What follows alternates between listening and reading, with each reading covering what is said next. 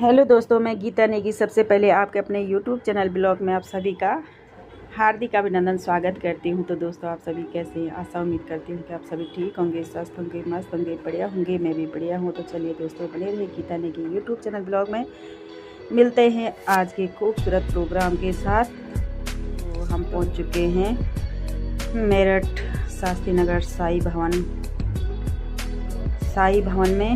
और आज का जो प्रोग्राम यहाँ पे होने वाला है, समाज सुधारक फाउंडेशन महिला जागरूक संगोष्ठी, सम्मानित मातृशक्ति सृष्टि रचिता मातृशक्ति पर निशाचरों द्वारा बढ़ रहे अत्याचार, दुष्कर्म एवं जघन्य अपराध के विषय में संगोष्ठी का आयोजन किया जा रहा है, जिसमें हम सुरक्षित कैसे रहेंगे विषय पर आज चर्चा वार्तालाप होगी। तो बनी रही ब्लॉग में। तो दोस्तों, पहुंच चुके हैं सभी बहनों के साथ हम यहाँ पे। और मैं अपनी पूरा उत्तराखंड कीर्तन मंडली टीम की ओर से भी आप सभी का हार्दिक अभिनंदन स्वागत करती हूँ, सभी नारी शक्तियों का। और यहाँ पे पहुँच चुके हैं हमारी समाज सुधार फाउंडेशन के तत्वाधान में आयोजित महिला जागरूक संगोष्ठी में मैं आप सभी का हार्दिक अभिनंदन और स्वागत करती हूँ। सबसे पहले हम मन सज्जा करेंगे। मन सज्जा के लिए आज की हमारी जो मुख्य अतिथि हैं वो अभी नहीं आ पाई हैं। तो सबसे पहले मैं आज की जो मुख्य वक्ता श्रीमती गीता अग्रवाल जी को इनसे निवेदन करती हूँ कि वो मंच पर अपना स्थान ग्रहण करें और सभी उनके स्वागत के लिए तालियां बजाकर उनका स्वागत करेंगे।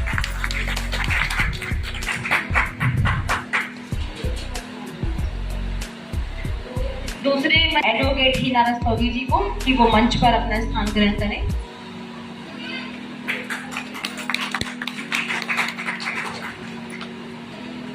और कड़ी में मैं हमारी पार्षद श्रीमती शांता पुंडरी से निवेदन करती हूँ कि वो भी अपना मंच पर स्थान ग्रहण करें।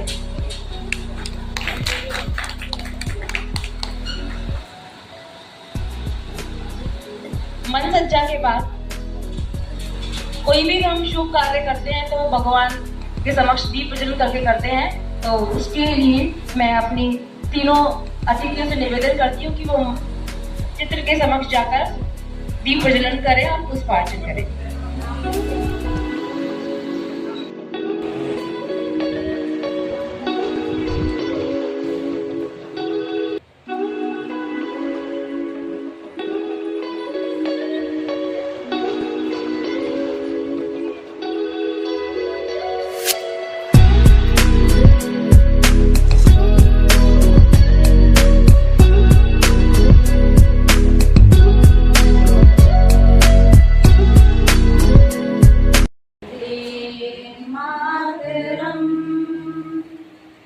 वंदे मातरम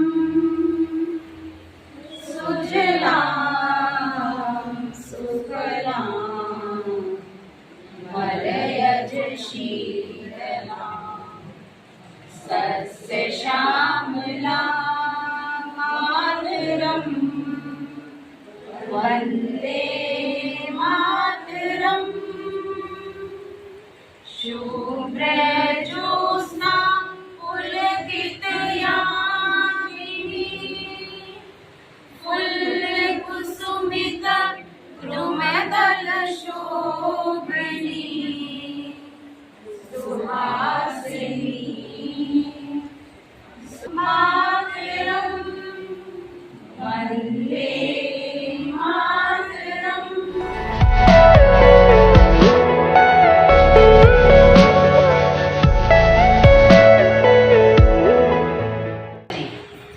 प्रधानाचार्य है कमला देवी सरस्वती शिशु मंदिर, वहाँ ये प्रधानाचार्य है। मध्य में श्रीमती हिना रस्तोगी जी जो कि राष्ट्रीय अध्यक्ष हैं केडी फाउंडेशन। मैं उनका इस कार्यक्रम में हार्दिक अभिनंदन और स्वागत करती हूँ।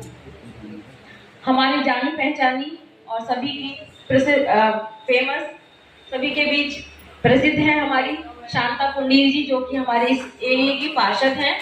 मैं आप सभी से निवेदन करती हूँ कि वो हमारे इस सभी तीनों अतिथियों का एक जोरदार ताली से स्वागत करेंगे।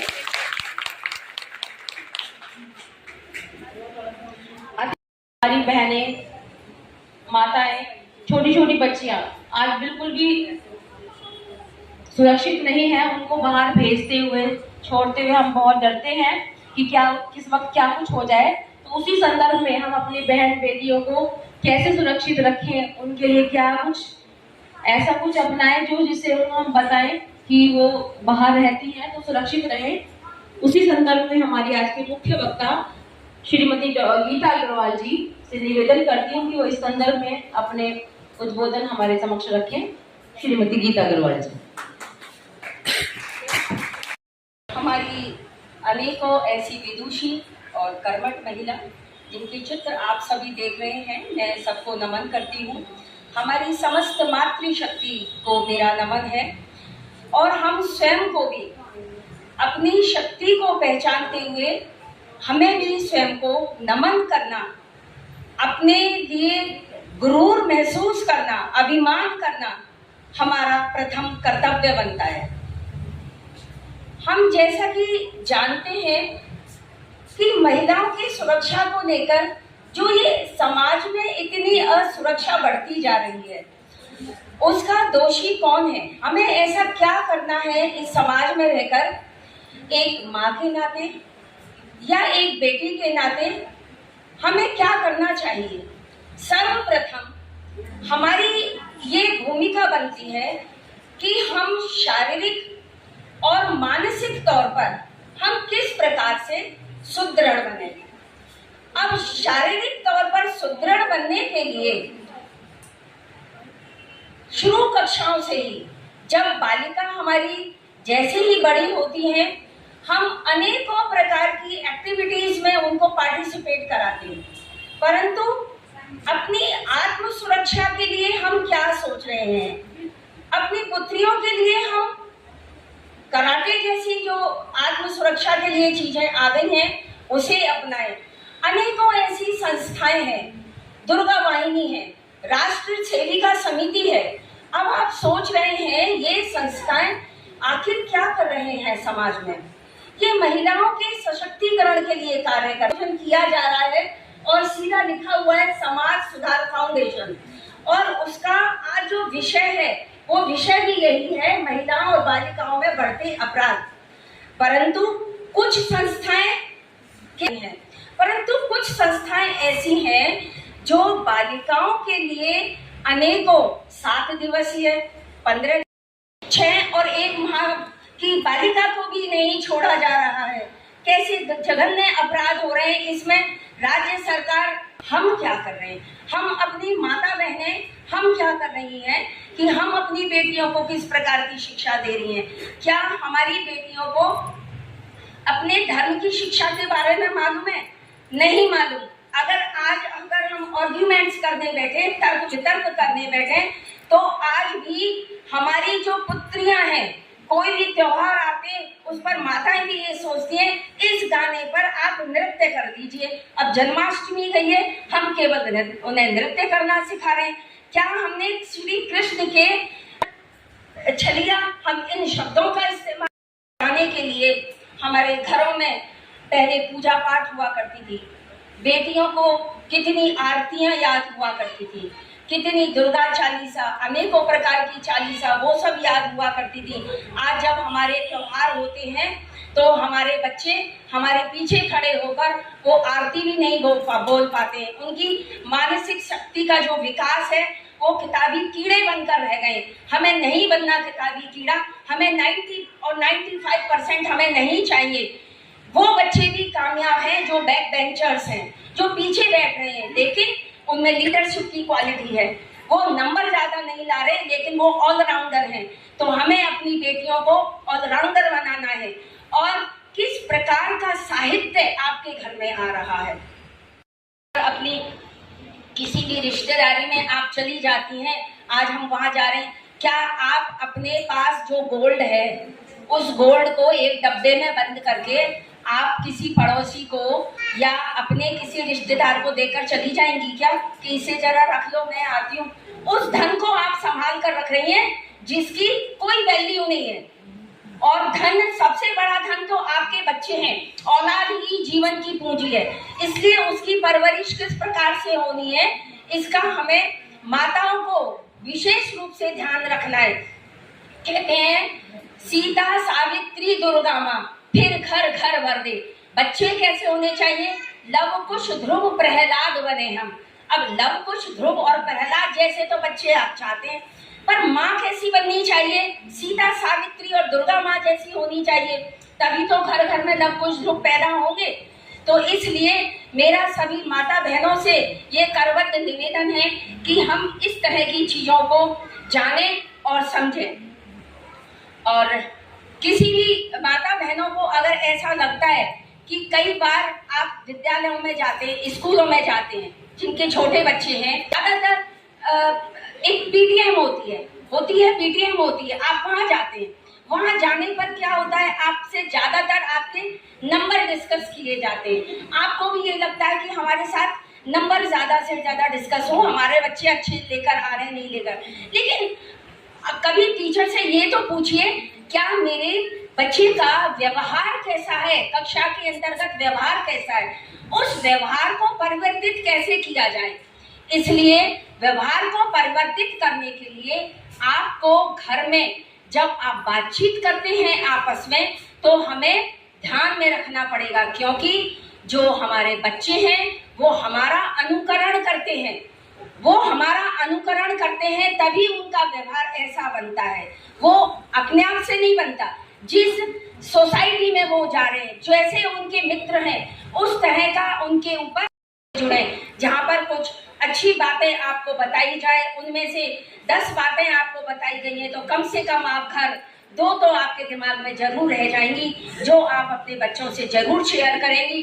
कहीं ना कहीं चेतना आपकी भी जागेगी, और फिर आप अपने परिवार से समाज, और समाज से आप राष्ट्र को जगाने के काम करेंगी। इसलिए मेरा आप सभी से करबद्ध निवेदन है कि आप सभी दुर्गा बने, चंडी बने, और अपने बच्चों को भी उसी दिशा में अग्रसर करने की उन्हें एक अच्छी तरह से प्रेरणा दें। बहुत बहुत धन्यवाद। और हमें अपने बच्चों का दोस्त बनना है, जैसे कि दीदी ने भी बताया था कि हमें अपने बच्चों का दोस्त बनना है। अपनी पुत्रियों के साथ साथ हमने अपने पुत्रों को भी शिक्षा देनी है कि वो सही राह चुने अपनी। अब मैं चाहूंगी कि हमारे जो दर्शक बहनें हैं, उनमें से अपने कोई विचार रखना चाहते हैं तो उनका स्वागत है इस माइक पर। परिसर में उपस्थित समस्त मातृशक्ति को मेरा प्रणाम। आज हम सब इस फाउंडेशन के जरिए बहुत ही गंभीर मुद्दे को लेकर एकत्रित हुए। ये मुद्दा केवल महिलाओं को जागरूक करने के साथ ही नहीं है, बल्कि पूरी जन जागरण के लिए है। हमारे पारिवारिक ढांचा जैसे बिगड़ता जा रहा है, हमारे संस्कार कम होते जा रहे हैं, नैतिक मूल्यों का पतन होता जा रहा है, मानसिक उत्तेजना जो है वो कम होती जा रही है, और हमारी जो सामाजिक परिवेश है वो बदलता जा रहा है। उसको लेकर ये बहुत ही गंभीर इशू है, जिसको आज हम सब यहाँ पर एकत्र होकर इस पर विचार विमर्श, अपने विचार बताएंगे। 2012 में जब निर्भया कांड हुआ था, तो लाखों लोगों ने बिना किसी राजनीतिक पार्टी के सपोर्ट के रायसेन हिल पर जाकर एक प्रदर्शन किया था, ताकि निर्भया को जल्द से जल्द हम न्याय दिला सके, और जो भी उसके आरोपी हैं उसको सजा जल्दी से जल्दी दिला सके। भारत जैसे देश में, जो एक प्रगतिशाली देश है, जहां पर महिलाएं हर पद पर आसीन हो चुकी हैं, क्योंकि हमारे देश के लिए जो सर्वोच्च पद होता है वो है राष्ट्रपति पद, और उस पर भी एक हमारी महिला ही है, श्रीमती द्रौपदी मुर्मू जी, जो कि आसीन है। जहां एक तरफ हमें गौरवान्वित महसूस होने का पल मिलता है, वहीं दूसरी क्षण जहां कुछ पुरुष वर्गों की वजह से महिलाओं का उत्पीड़न किया जाता है, वहीं पर हमें असुविधा भी झेलनी पड़ती है। कई बार हमारे अपमान किए जाते हैं। ऐसा कब तक चलता रहेगा? इसीलिए महिलाओं को स्वयं जागरूक होने की जरूरत है। महिलाओं को जागरूक करने के लिए उनको शिक्षा तो अच्छी तरीके से हम लोग दे ही रहे हैं, लेकिन उनमें जो संस्कारों का पतन हो रहा है, या आने वाली पीढ़ी जो हमारे धर्म से दूर हटती जा रही है, अपने धर्म के बारे में नहीं जान रही है, उसको लेकर हम सभी चिंतित हैं। इसीलिए हमारी ही सबसे पहले भूमिका होती है माताओं की। यहाँ पर सभी माताएं बहनें बैठी हैं, उन्हीं की भूमिका है कि अपने बच्चों को, अपनी बच्चियों को सबसे पहले धर्म के बारे में बताएं, अपने धर्म से जोड़ें, उनको अच्छी शिक्षा के साथ साथ नैतिक मूल्यों से भी उनको ओत-प्रोत करें, ताकि वो अपने जीवन को अच्छी तरीके से सफलता से आगे की ओर अग्रसर कर सकें। हमारे कानून में बहुत बदलाव किए गए हैं 2012 के बाद से। नाबालिग लड़कियों के साथ यदि कुछ गलत घटना घटित होती है तो उसको लेकर पॉस्को एक्ट बनाया गया है, जिससे नाबालिग के साथ जो भी गलत घटनाएं होंगी उसमें उस दोषी को सजा दी जाएगी। और बालिग लड़कियों के लिए भी जो भी सजा सुनाई जाती है उसमें भी अमेंडमेंट्स किए गए हैं। जैसे कि रेप की कोई अगर पहले थी 10 साल, लेकिन 10 साल से उसको बढ़ाकर 20 साल या उम्र कैद तक कर दिया गया है। ऐसे ही बहुत सारे अमेंडमेंट्स हुए हैं, हमारे कानून में बदलाव हुआ है, नया कानून आया है जो कि पहले से भी और भी सख्त हो चुका है। लेकिन फिर भी क्या केवल हमारी महिलाओं को ही या बच्चियों को ही जागरूक होने की आवश्यकता है? ये मुद्दा केवल महिलाओं तक ही सीमित नहीं है, ये समाज के हर क्षेत्र में जागरूकता की जरूरत है। क्योंकि जो भी ये घटनाएं करते हैं, गलत घटनाओं को अंजाम देते हैं, वो हमारे ही जैसे परिवार से लोग होते हैं। इसीलिए हमारे पहले परिवार वालों की अहम भूमिका हो जाती है कि हम सबसे पहले अपने परिवार में नैतिक मूल्यों को बढ़ाएं, अपने बच्चों को ज़्यादा से ज़्यादा समय दें, ताकि हमारे बच्चे हमसे फ्रेंडली बिहेव रखें, हमारी लड़कियां हमसे कुछ ना छुपाएं। वो बाहर जाती हैं तो बाहर की बातें आकर सबसे पहले आपको बताएं। मेरी भी 2 बेटियां हैं, बड़ी बेटी है 9th क्लास में, लेकिन आज तक मैंने उसको ये बताया है कि जब भी वो बस से उतरती है ना स्कूल से, तो बस से स्टार्ट करके वो घर तक मुझे अपने स्कूल की पूरी दिनचर्या के बारे में बता देती है। ट्यूशन जाती है, ट्यूशन के बाद भी आके सब कुछ बताती है। इसीलिए आप लोग फ्रेंडली बिहेव रखते हुए लड़कियों को अपने से कनेक्ट करें, क्योंकि आजकल बहुत सी माताएं बहनें वर्किंग भी हो गई हैं और कुछ अन्य कारणों से भी वो अपने बच्चों को समय नहीं दे पाती, जिसकी वजह से बच्चे इंटरनेट का सहारा लेते हैं, जो कि हमारे लिए, हमारी आने वाली जनरेशन के लिए बहुत ही गलत है। कुछ लोग तो इसका फायदा अच्छे उपयोग में ले लेते हैं, कुछ सर्च करते हैं या कुछ अपनी पढ़ाई लिखाई करने बैठ जाते हैं, लेकिन बहुत से ऐसे होते हैं जो इंटरनेट का दुरुपयोग कर सकते हैं। इसीलिए जरूरत है कि लड़कियों को और लड़कों को साथ साथ शिक्षा दी जाए। गुड टच और बैड टच, जैसे कि मैम ने बताया कि केवल लड़कियों को ही ना बताया जाए, लड़कों को भी बताया जाए, क्योंकि हमारे छोटे छोटे बच्चों के साथ भी आजकल बहुत गंदी गंदी घटनाएं घटित हो रही हैं, जिसको जो भी उनकी परेशानी है एक फ्रेंड बन के उनकी परेशानी पहले समझें, ये नहीं कि पहले डांटना शुरू कर दें। क्योंकि अगर आप डांटेंगे या आप अपना अलग बिहेव रखेंगे, उनसे दूर रहेंगे, तो शायद वो आपसे दूर भागने लगेंगे, जिसका कारण यही होगा कि वो आपसे बातें छुपाने लगेंगे। और जहां बच्चों ने बातें छुपानी स्टार्ट कर दी, वहीं पर ही बच्चों को अलग राह मिल जाती है, अलग रास्ते पर चल देते हैं। लड़कियों से इतना कहूंगी कि जैसे कि मैम ने कहा, मेकअप का सामान कम रखते हुए अपने पर्स में आप पेपर स्प्रे रख सकते हैं, या छोटा मोटा कुछ अपनी सेल्फ डिफेंस के लिए कुछ नाइफ वगैरह भी आप रख सकती हैं, जिसको आप यूज कर लें सेल्फ डिफेंस में। क्योंकि अगर आपकी अस्मिता बची रहेगी तो शायद सब कुछ सही रहेगा। वैसे तो योगी सरकार बहुत ज्यादा यहाँ पर सक्रिय है, लेकिन फिर भी जो भी सरकार काम करती है वो केवल घटना घटित होने के बाद ही करती है। इसीलिए कोई घटना ना घटित हो, इसके लिए हम सभी को अपनी रक्षा स्वयं करनी पड़ेगी। और कुछ नंबर हैं जो आप नोट कर सकते हैं, आप गूगल सर्च करिए, इंटरनेट का सहारा लीजिए, विमेन हेल्पलाइन नंबर है, इमरजेंसी नंबर है, आप उन नंबर्स को अपने पास रखें। जब भी आप ट्यूशंस वगैरह जाएं, अपने पास एक छोटा मोबाइल जरूर दें, और अपने पेरेंट्स पर और पेरेंट्स को अपने बच्चों पर विश्वास रखना बहुत जरूरी है। मैं अपने शब्दों को यहीं विराम देती हूँ। धन्यवाद। बहुत धन्यवाद। इतने प्रेरणादायी शब्दों के साथ उन्होंने अपना उद्बोधन दिया, और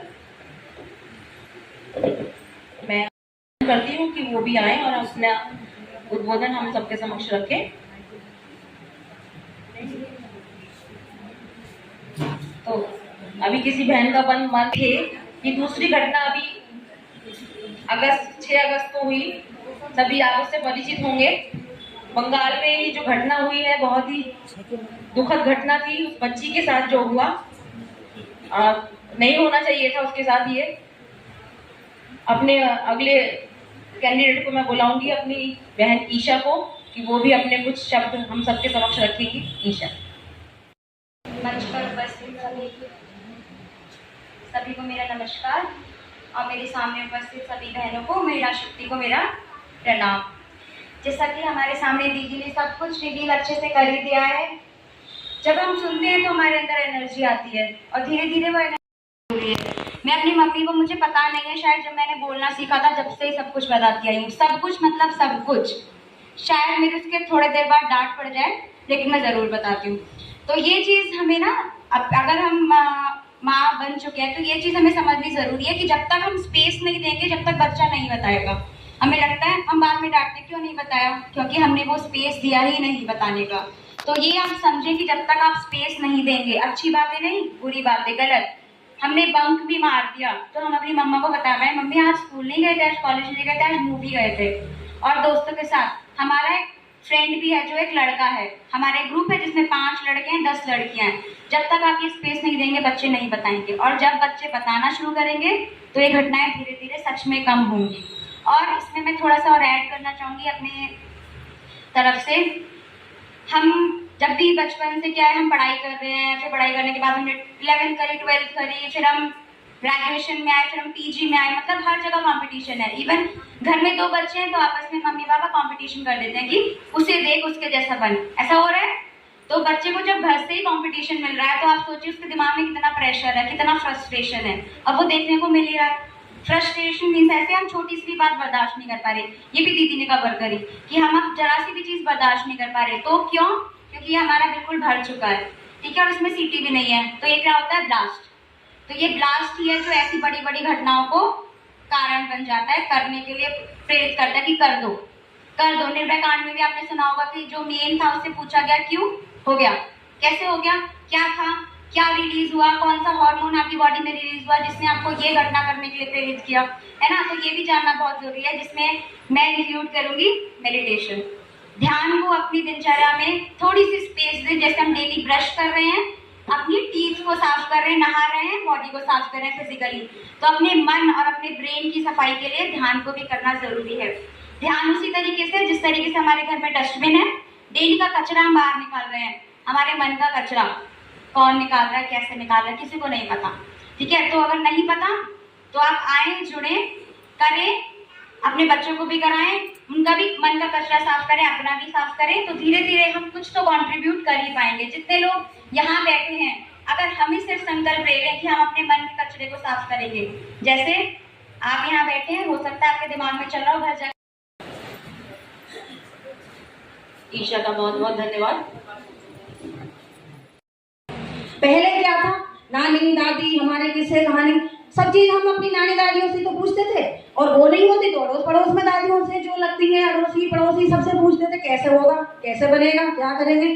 सबके पास फोन में दादी नानी है, गूगल को सर्च करते हैं, फटाफट से निकल आता है। चाहे वो देखो दादी नानी के नुस्खे होते हैं, वो उनके करे हुए और सुलझे हुए और वो कर चुकी हैं, तो उनमें हमें कोई दिक्कत नहीं होगी। वो उन्होंने कर रखा है तो वो उन्हें वाकई में इस पे चिंतन की जरूरत है। और चिंतन में ये नहीं कि हम लोग जो घटना होती है उस घटना का तो हम कोई रोकथाम नहीं कर सकते, मगर हाँ ये घटना की पुनरावृत्ति ना हो ऐसा जरूर माहौल तैयार कर सकते हैं हम अपने परिवार में। मैं फिर एक बार कहूँगा कि जितनी भी माताएं यहाँ बैठी हैं वो अपने बच्चियों से नहीं, बेटों से भी बात करें।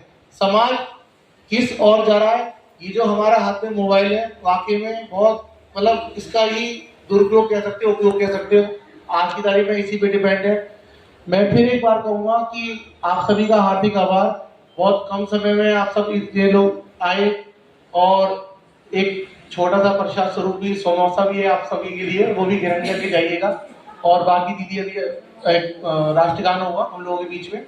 और फिर मैं एक बार कहूँगा कि हम अपने घर में जाके एक बार फिर बच्चों से काउंसलिंग करें, एक बार बेटियों से करें, बेटों से करें। और वाकई में जो ये पुनरावर्ती घटनाएं होती हैं जो झंकोड़ देती हैं 2 साल की, 5 साल की, 11 साल की, मतलब बच्चियों के साथ, मतलब वाकई में अबोध बालिकाओं के साथ जो कार्यक्रम जो घटनाएं होती हैं, इसके लिए मतलब मैं तो ये कहूँगा कि जो शरिया में कानून होता है ना, सजाए मौत, उससे भी यदि कोई बड़ा कानून बने तो बने। बाकी जो विषय आप सभी के रखे गए मंच से वक्ताओं ने करा, सामने से करा, तो उसके लिए एक बार फिर आप सभी का हार्दिक धन्यवाद, मंच को धन्यवाद और भारत माता की जय।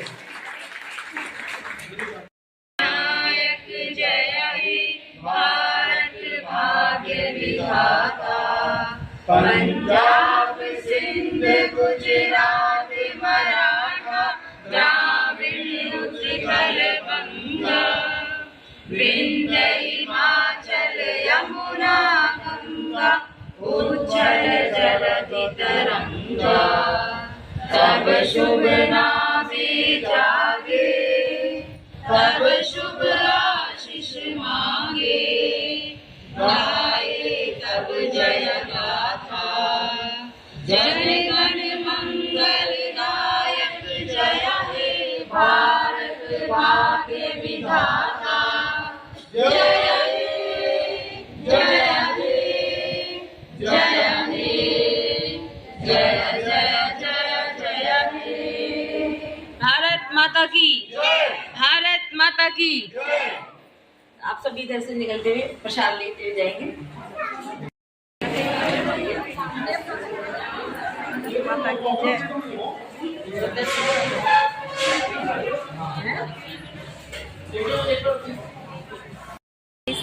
आ चुके निकल चुके हैं हम घर के लिए निकल चुके हैं। आवाज़ बैठ चुकी है। ये ले लिया हमने समोसे।